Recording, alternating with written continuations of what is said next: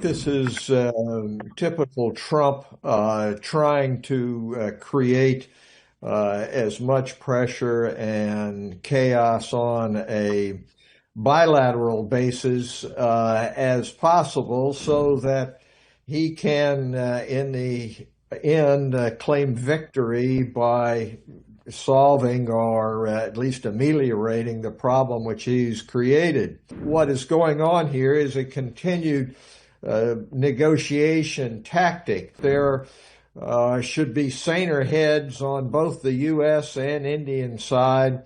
For talking to ANI, firstly, your impression or your reaction to President Trump's announcement this morning.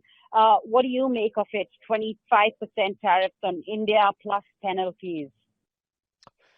Well, thanks very much for having me. It's always a pleasure to talk with ANI. I think this is typical Trump trying to create as much pressure and chaos on a bilateral basis as possible so that he can, in the end, claim victory by solving or at least ameliorating the problem which he's created.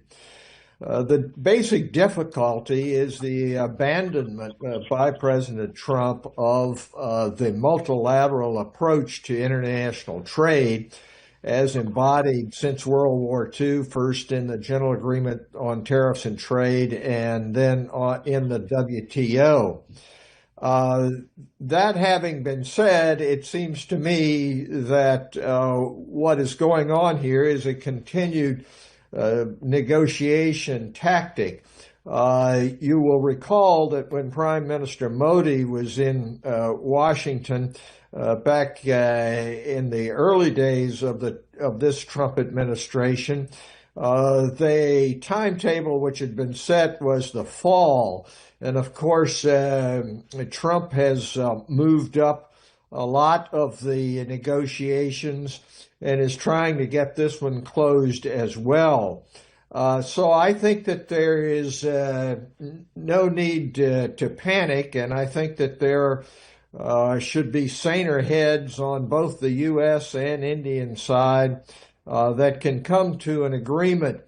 You may recall again that in Trump, the first Trump administration, we were almost to something resembling at least a freer trade agreement, and I still hold out hopes for that.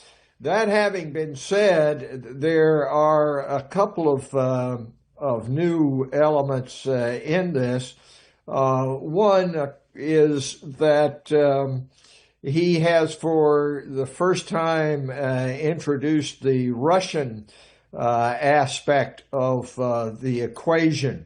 You may recall that he said he was going to solve the Russian invasion of Ukraine on day one, and that hasn't occurred. It's finally gotten through to him that Putin is not his friend, and that he isn't going to respond to anything other than pressure. So India is going to need to think about what its interests are in regard to Russia and the question of oil imports. I don't think that the attitude that India bears no interest or has no responsibility in regard to the Russian invasion of Ukraine should hold, but that's up to India. The values which are in the United Nations Charter of non-aggression, non-invasion have been breached by Russia. This is the most egregious breach of principles against imperialism that's occurred since World War II. India has led the fight against imperialism for a long, long time. And it will need to think about what its interests are. There's plenty of oil in the world. The question is just really what the price of it is. India has gotten some break on that, but it really hasn't been as significant as some people say. The other point is that India is going to need to take further consideration about what its interests are in further opening its economy to international competition. When India was first independent, the emphasis was all on protecting infant industry, trying to get away from economic imperialism. That mindset may no longer apply because India has grown in strength. It has had tremendous economic strides, and it needs to think about what's in its interest in terms of opening to further competition. The old ways of thinking about the Indian national interest as being one of trying to separate itself from Western imperialism are really not applicable. The major challenges to India now in security come from China. The major challenges in economy have to do with whether or not it will be a source of innovation and competition throughout the world.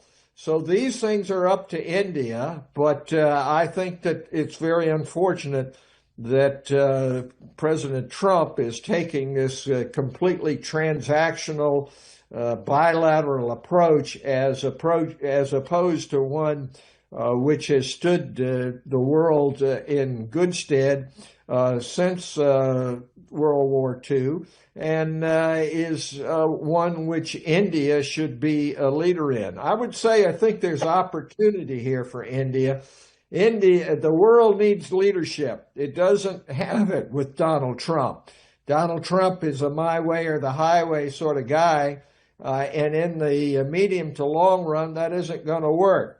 But India is a past master in many ways of being able to work with others, and it should step forward as one of the world's leading democracies to fill the void which has been created by President Trump.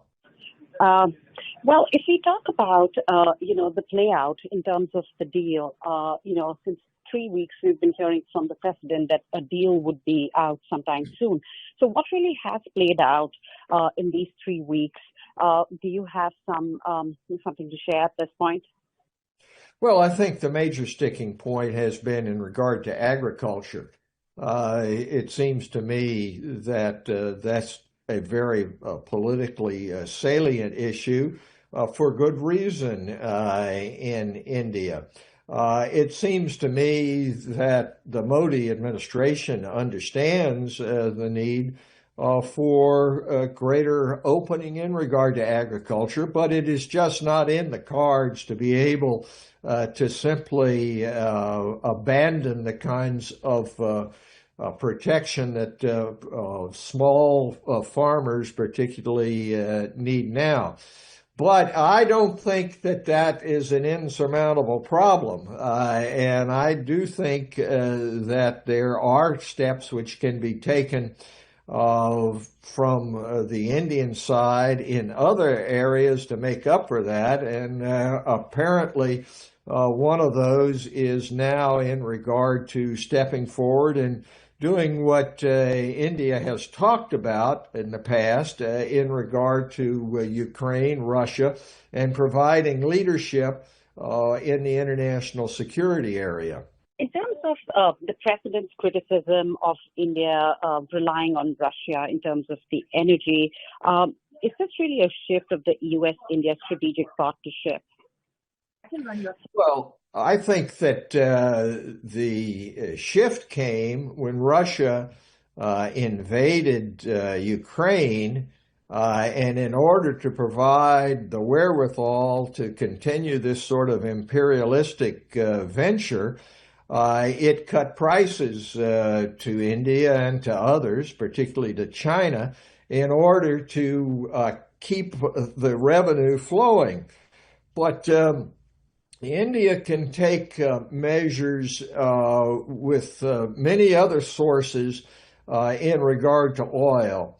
And I believe that it is true that India needs to reevaluate its leadership position as a great democracy.